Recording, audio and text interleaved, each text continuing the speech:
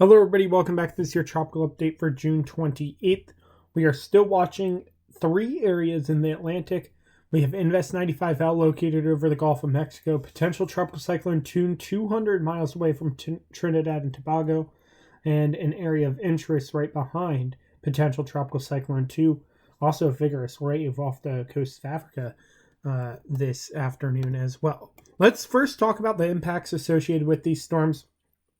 We're going to see minimal impacts due to all three of these storms from Texas, extreme northern Mexico, the Leeward Antilles, the Puerto Rico, Barbados, and then we're going to see increased impacts mainly due to wind and also rainfall throughout Nicaragua, Costa Rica, parts of Honduras, northern Venezuela, and Colombia, as well as the ABC Islands and the Windward Islands.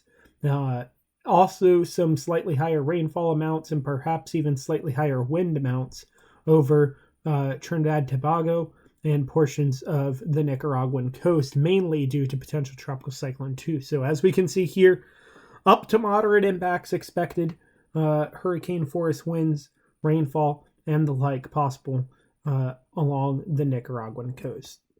Invest 95L is the first thing we have to talk about today. A decent amount of rotation with it and a good amount of convection. Not enough to be a tropical cyclone, though. However, the odds are increasing.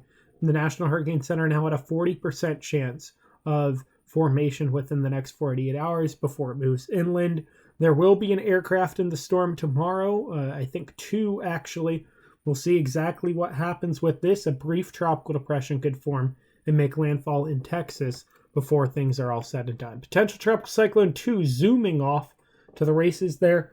The center of the storm is actually where my cursor is at, near where that convective burst is, rather than the large amount of convection, which is already making its way towards Tobago and pretty soon will be near Grenada. So lots of convection associated with this. As a result, a lot of rain associated with the storm. Tropical storm strength possible, already occurring, but it could actually become a tropical storm as early as tomorrow morning.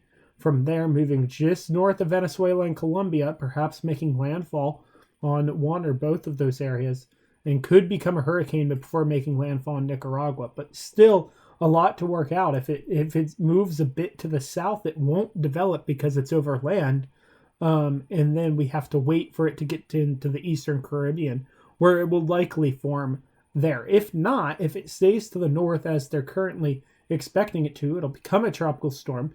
It'll stay about even in terms of strength until about Thursday afternoon. Then after that, it'll begin to strengthen, potentially becoming a hurricane before making landfall in Nicaragua. So we'll see exactly what happens. Hurricane Center is still saying a 90% chance formation within the next 5 days. We'll continue to monitor this, as really it could become a tropical cyclone at any time. However, the aircraft investigating it so far have not found that to be so. Here are the percentage chances of receiving tropical storm force winds. A decent amount of 30 to 40% chance throughout much of the Lesser Antilles, ABC Islands, and even the Eastern Caribbean Sea heading into Nicaragua. So it will maintain its strength is something that we're pretty certain of at this point. The question is how long?